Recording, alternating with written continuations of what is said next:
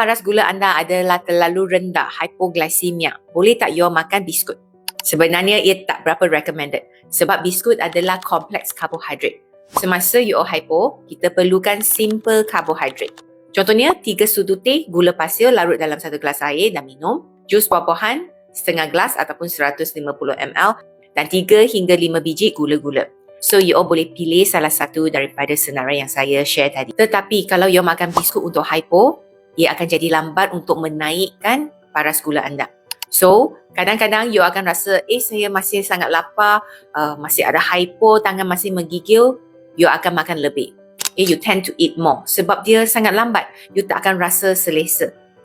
Dan kalau you asyik makan, tambah lagi biskut, tambah, nanti gula akan naik secara mendadak.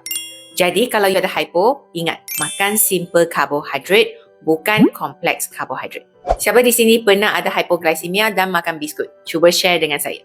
Klik follow kalau you nak belajar tips kesihatan dan ubat.